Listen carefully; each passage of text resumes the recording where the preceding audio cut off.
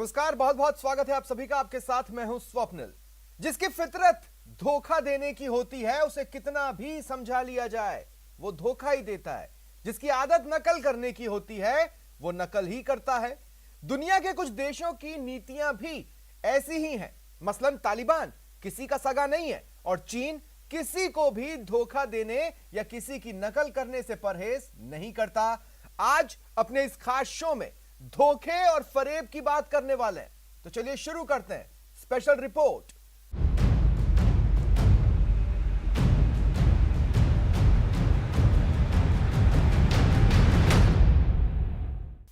अफगानिस्तान में गनी सरकार को सत्ता से बेदखल करने के बाद तालिबान अब इमरान सरकार के खिलाफ हल्ला बोलने का प्लान तैयार कर रहा है।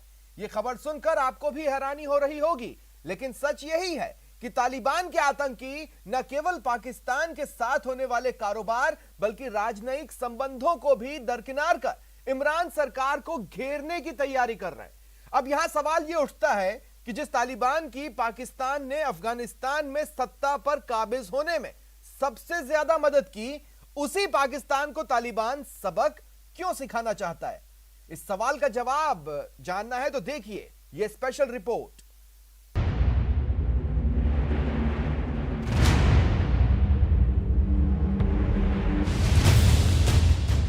अफगानिस्तान पर काबिज होने के बाद तालिबान मौज मस्ती के मूड में नजर आ रहे हैं। तालिबान के आतंकी सड़कों पर ही नहीं बल्कि अब टूरिस्ट प्लेस पर भी सैर करते नजर आ रहे हैं।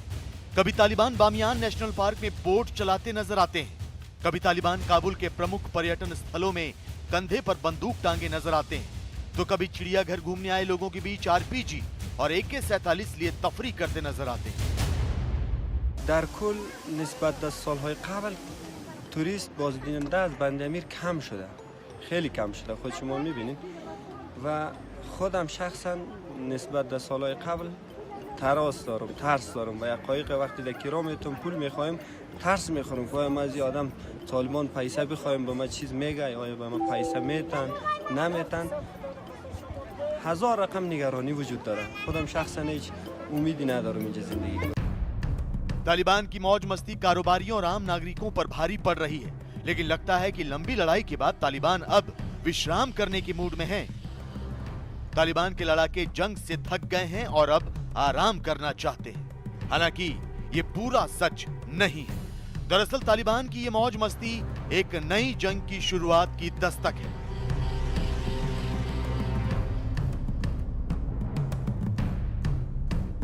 जी हां, तालिबान इस बार पाकिस्तान की सरकार के खिलाफ जंग छेड़ने की तैयारी कर रहे हैं। अब सवाल ये कि जिस पाकिस्तान ने तालिबान की बंदूकों में गोलियां भरी, उन्हें बारूद का जखीरा दिया, उस पाकिस्तान के खिलाफ तालिबान जंग छेड़ने की तैयारी क्यों कर रहे हैं?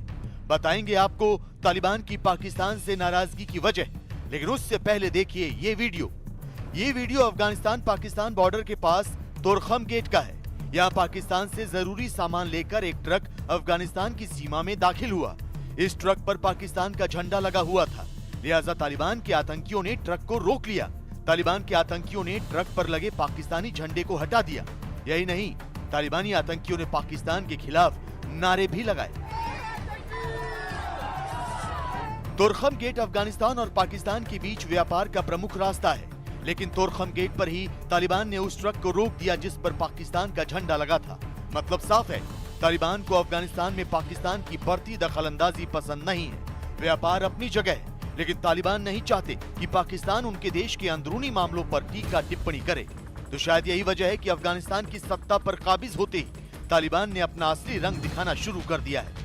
तालिबान ने बड़ा भाई बनने की कोशिश कर रहे पाकिस्तान को जोरदार झटका दिया है। दरअसल पाकिस्तान के प्रधानमंत्री इमरान खान ने एक टेलीविजन चैनल को दिए इंटरव्यू में कहा कि अफगान तालिबान को एक समावेशी सरकार बनानी चाहिए, जिसके जवाब में तालिबान के प्रवक्ता ज़बीउल्लाह मुजाहिद ने कहा है कि सरकार में किसे शामिल करना है इसका फैसला तालिबान करेंगे। इमरान खान ने कहा कि तालिबान को उज़्बेक, ताजिक और हज़ारा समुदाय के लोगों को प्रतिनिधित्व देना चाहिए। तो इस पर तालिबान के प्रवक्ता ज़बीउल्लाह मुजाहिद ने कहा कि पाकिस्तान हो या कोई भी देश, अफगानिस्तान के अंदरूनी मामलों में दखल देने का किसी को कोई अधिकार नहीं है। मतलब साफ है, अफगानिस्तान में पाकिस्तान की बढ़ती दिलचस्पी और दखलंदाजी तालिबान को रास नहीं आ रही।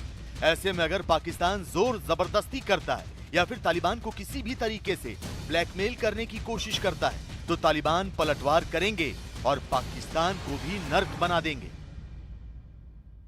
जाहिर है कि तालिबान प्रधानमंत्री इमरान खान को गंभीरता से नहीं लेता है, क्योंकि तालिबान इस बात को जानता है कि वास्तविक रूप से पाकिस्तान का संचालन पाकिस्तान की आर्मी और आईएसआई ही करती है और पाकिस्तान की आर्मी और आईएसआई तालिबान की जो पश्तून सुन्नी डोमिनेशन वाली सरकार को बनाने के पक्ष में है। पाकिस्तान की आर्मी और आईएसआई लगातार हक्कानी नेटवर्क के माध्यम से और अपनी अन्य कवायदों के माध्यम से लगातार इस बात की कोशिश कर रही है कि तालिबान की सरकार में सुन्नी पश्तून डोमिनेशन हो और वो सरकार इंक्लूसिव न हो। अफगानिस्तान में तालिबान की हुकूमत कायम होने के बाद कई देशों ने उनसे ऐसी सरकार बनाने को कहा जिसमें पश्तूनों के अलावा हजारा, ताजिक और उज़्बेक समुदाय के प्रतिनिधि भी शामिल हो। तालिबान ने ऐसी सरकार का वादा भी किया था, लेकिन तालिबान तो अपनी वादा खिलाफी के लिए जाने जाते हैं। लिहाजा तालिबान ने पाकिस्तान को उसी की भाषा में जवाब दिया और समावेशी सरकार बनाने की सलाह पर ज़बीउल्लाह मुजाहिद ने कहा कि क्या समावेशी सरकार के जरिए हमारे पड़ोसी ये चाहते हैं कि हम उनकी पसंद के लोगों को सरकार में शामिल कर लें और वो यहाँ आकर जासूसी करने लगे। ज़बीउल्लाह मुजाहिद के इस बयान से साफ है कि तालिबान को पाकिस्तान की हर साजिश का इल्म है। तालिबान जानते हैं कि पाकिस्तान अफगानिस्तान पर काबिज होकर वहां अपनी पसंद की सरकार बनाना और चलाना चाहता है। लिहाजा तालिबान ने भी साफ कर दिया है कि अगर पाकिस्तान अपनी हरकतों से बाज नहीं आया तो इमरान सरकार का भी वही हाल होगा जो गनी सरकार का हुआ था। और अब बात पाकिस्तान को उसके सदाबहार दोस्त चीन से मिले धोखे की, जिसकी वजह से पाकिस्तान पनाह मांग रहा है। न्यूज 18 को मिली एक्सक्लूसिव जानकारी के मुताबिक मेड इन चाइना हथियार यानी नकली हथियारों की खेप से पाकिस्तान की सेना बेहद परेशान है। दरअसल पाकिस्तान को चीन ने दुश्मन पर हमला करने वाले ड्रोन बेचे थे, लेकिन जब इन ड्रोन को आजमाने की कोशिश की गई तो ये कबाड़ साबित हुए। किसी के सेंसर ने काम नहीं किया, कोई उड़ान ही नहीं भर सका और पाकिस्तान की सेना इन कबाड़ को ठीक कराते कराते अब परेशान हो चुकी है।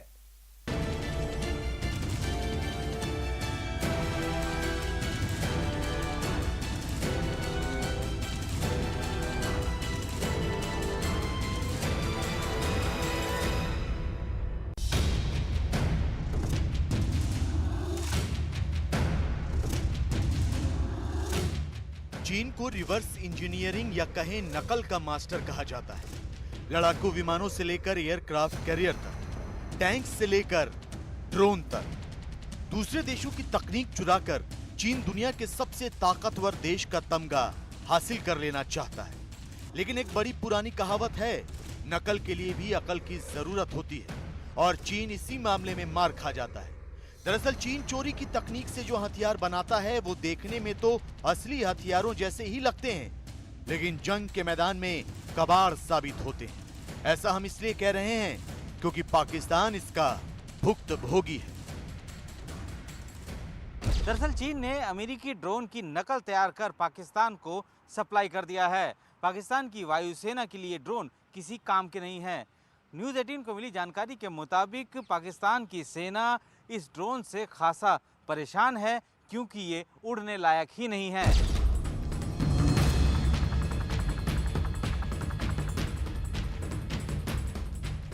ये चीन में बना कॉम्बैट ड्रोन विंग लूंग 2 है। चीन दावा करता है कि ये ड्रोन 400 किलोग्राम तक के हथियार आसानी से अपने साथ ले जा सकता है। ये ड्रोन 370 किलोमीटर प्रति घंटे की रफ्तार से उड़ान भर सकता है और ये 32,000 फीट से ज्यादा ऊंचाई पर 20 से 30 घंटे तक उड़ान भर सकता है। लेकिन सच तो ये है कि चीन ने अमेरिका के MQ प्रीडेटर ड्रोन की नकल करके इसे तैयार किया था और जब बेचने की बारी आई तो उसने पाकिस्तान के सामने पेशकश रखी, जिसे पाकिस्तान ने आंख मूंद कर स्वीकार कर लिया। पाकिस्तान सेना को इस बात का अंदाजा ही नहीं था कि चीन दोस्ती की आड़ लेकर उसे चूना लगा रहा है। सूत्रों से मिली जानकारी के मुताबिक पाकिस्तान वायुसेना कॉम्बैट ड्रोन विंग लूंग 2 से बेहद परेशान है। चीन से लिए गए विंग लूंग 2 कॉम्बैट ड्रोन में तकनीकी गड़बड़ी है, जिसकी वजह से ये उड़ ही नहीं सकते। तो आपको बता दें कि इसी साल की शुरुआत में पाकिस्तान ने चीन से 3 विंग लूंग कॉम्बैट ड्रोन लिए थे और तीनों ही इस वक्त गंभीर तकनीकी गड़बड़ी के शिकार हैं। 2 ड्रोन को ठीक करने का दावा किया जा रहा है, लेकिन तीसरे ड्रोन के इंजन में गड़बड़ी है और जीपीएस काम नहीं कर रहा। पाकिस्तान वायुसेना इन ड्रोन को मियांवाली, रफीक और मिन्हास एयरबेस पर तैनात करना चाहती थी, लेकिन तकनीकी खराबी के बाद इन्हें ठीक करने के लिए चीन वापस भेजना पड़ा। चाइना ने अमेरिका के वेपन सिस्टम्स की तर्ज पर कई वेपन सिस्टम डेवलप किए हैं, जिसमें कि विंग लूम प्रेडेटर ड्रोन्स भी शामिल हैं। और इन्हीं प्रेडेटर ड्रोन्स को चाइना ने पाकिस्तान को सप्लाई किया था और अब पाकिस्तान की वायुसेना को इसको इस्तेमाल करने में तरह तरह की तकनीकी दिक्कतों का सामना करना पड़ रहा है। जाहिर है कि ऐसी टेक्नोलॉजी जो कि ओरिजिनली डेवलप की गई है, उसकी कैपेबिलिटीज़ में, उसकी परफॉर्मेंस में जो एक बेहतरी होगी, जो उसका एक्सेलेंस होगा, वो नकल की गई टेक्नोलॉजी में नहीं आ सकता। चाइना ने जो भी टेक्नोलॉजी अमेरिका की तर्ज पे डेवलप की है, उसमें उस तरीके की कैपेबिलिटी, उस तरीके का उसका परफॉर्मेंस नहीं हो सकता। चीन हमेशा से ये दावा करता है कि उसके हथियार सबसे उन्नत और तकनीकी तौर पर दुनिया के सबसे बेहतर हथियार हैं। विंगलूंग ड्रोन का भी उसी तर्ज पर प्रचार प्रसार किया गया, लेकिन ये हकीकत शायद पाकिस्तान को छोड़ सबको पता है कि विंगलूंग ड्रोन अमेरिकी MQ ड्रोन की कॉपी है। पाकिस्तान चीन के जाल में इस तरह फंस गया है कि उसके नकली हथियार तक खरीदने को मजबूर है। वैसे बेबस इमरान खान अब चीन के कबाड़ हो चुके हथियारों और विमानों को सस्ते में बेचने का प्लान बना रहे हैं। वो उन देशों को फंसाने की कोशिश कर रहे हैं जिन्हें हथियारों की आपूर्ति करने में दिक्कत पेश आती है, मसलन अर्जेंटीना। खबर है कि पैसे की कमी और ब्रिटेन की आपत्तियों की वजह से अर्जेंटीना को दूसरे देशों से फाइटर जेट खरीदने में दिक्कत हो रही थी। लिहाजा पाकिस्तान अर्जेंटीना को 12 JF-17 लड़ाकू विमान बेचने की फिराक में है। यहाँ गौर करने वाली बात यह है कि JF-17 लड़ाकू विमान पाकिस्तान ने चीन की मदद से तैयार किया है। इस फाइटर जेट को तैयार करने का 42% काम चीन में ही होता है। अर्जेंटीना को मजबूरी में आकर के ही पाकिस्तान के साथ ये डील करनी पड़ रही है और पाकिस्तान भी अपने जो पुराने लड़ाकू विमान हैं उनको बेच करके कुछ पैसे अर्जित करना चाहता है। ये डील $664 मिलियन तक की हो सकती है और जाहिर है कि पाकिस्तान इस समय आर्थिक तंगी का शिकार है। उसे हर तरीके से पैसों की ज़रूरत है और वो कर्ज के ऊपर चल रहा है। बैलेंस ऑफ पेमेंट की सीवियर क्राइसिस से वो जूझ रहा है। IMF और अन्य देशों से वो कर्ज लगातार मांगता है। ऐसे में यदि ये डील अर्जेंटीना के साथ पाकिस्तान कर लेता है तो उसे निसंदेह कुछ पैसों की आमदनी होगी। अभी अर्जेंटीना और पाकिस्तान के बीच JF-17 लड़ाकू विमानों को लेकर कोई समझौता नहीं हुआ है, सिर्फ बात हुई है, डील पर मुहर नहीं लगी। लेकिन इतना तो साफ है कि पाकिस्तान के लिए JF-17 भी अब जी का जंजाल साबित हो रहा है। पाकिस्तान को भी पता लग चुका है कि चीन ने JF-17 के जरिए उसे धोखा दिया है, ऐसा उड़ता कबाड़ दिया है जो किसी काम का नहीं। इसके जंग में फेल होने के पूरे आसार हैं। चीन विस्तारवाद और दुनिया पर अपनी धाक जमाने के लिए किसी भी हद तक जाने को तैयार रहता है, लेकिन चीन को यह भी पता है कि अगर उसकी राह में कोई सबसे बड़ा रोड़ा है तो वो है सुपर पावर अमेरिका। लिहाजा शी जिनपिंग की कम्युनिस्ट सरकार ने अमेरिका को कमजोर करने के लिए ऑपरेशन क्लोन को अपना हथियार बनाया है। इस ऑपरेशन के जरिए ड्रैगन अमेरिका को आर्थिक रूप से कमजोर करने का ख्वाब देख रहा है। क्या है यह ऑपरेशन क्लोन, देखिए।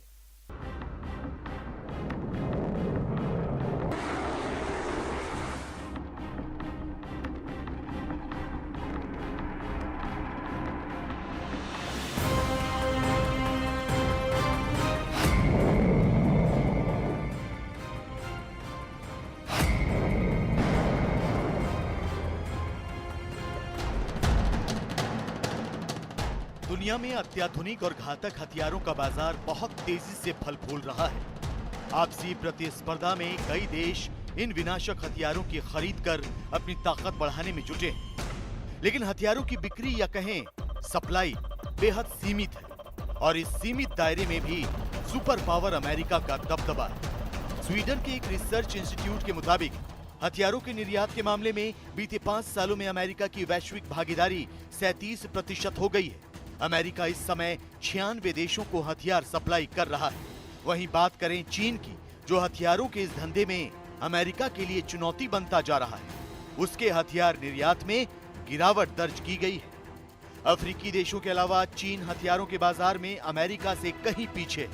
यही नहीं, कभी इस धंधे का बिग बॉस रहा रूस भी पिछड़ गया है और उसके हथियार निर्यात में 22% की गिरावट दर्ज की गई।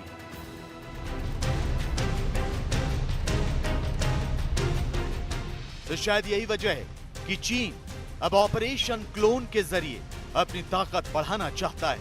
चीन अमेरिकी हथियारों की नकल कर इस बड़े बाजार को अपनी मुट्ठी में करने की तैयारी कर रहा है।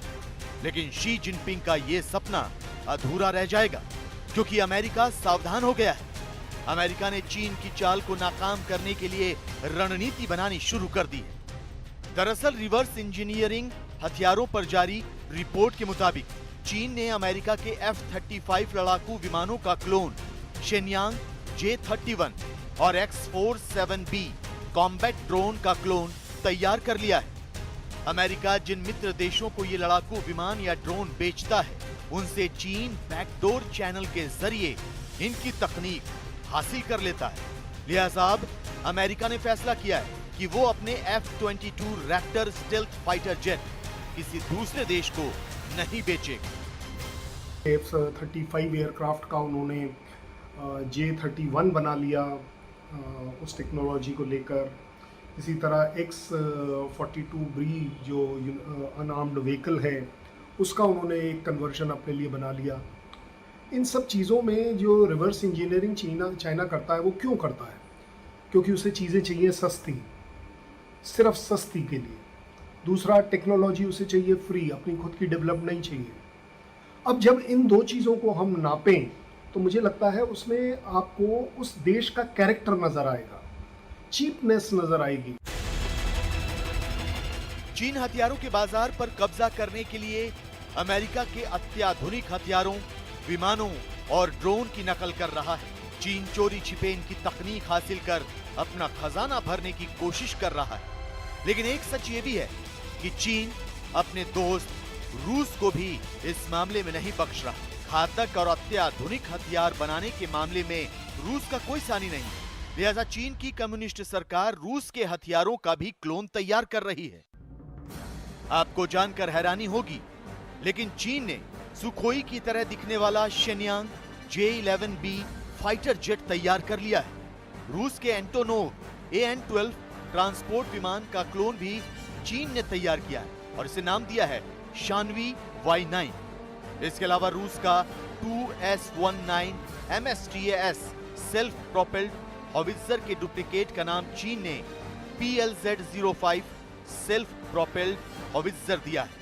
चीन ने रूस के multi barrel rocket launcher BM-30 स्मर्च की तकनीक से PHL-03 नाम से मल्टी बैरल रॉकेट लॉन्चर तैयार किया है, जबकि रूसी BMP-1 amphibious infantry fighting vehicle की हूबहू नकल कर चीन ने WZ-501 amphibious infantry fighting vehicle तैयार कर लिया है। जब चीज़ों को कॉपिंग करने की बात आए, रिवर्स इंजीनियरिंग करने की बात आए, तो मुझे नहीं लगता कि चाइना का कोई भी दोस्त है।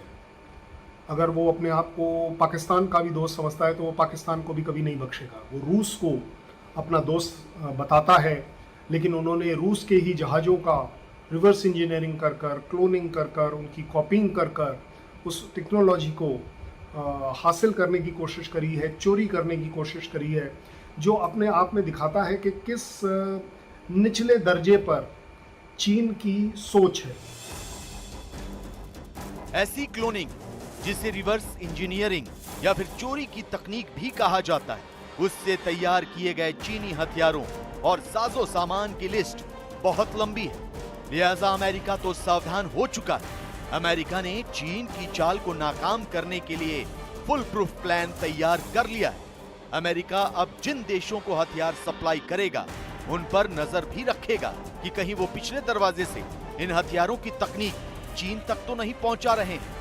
यही नहीं, रूस को भी पता है कि चीन अंदर ही अंदर उसके सबसे बड़े कारोबार को चोट पहुंचाने की कोशिश कर रहा है। लिहाजा वो भी चीन पर पैनी नजर रख रहा है। फिलहाल इतना ही, दीजिए पूरी टीम को इजाजत। नमस्कार।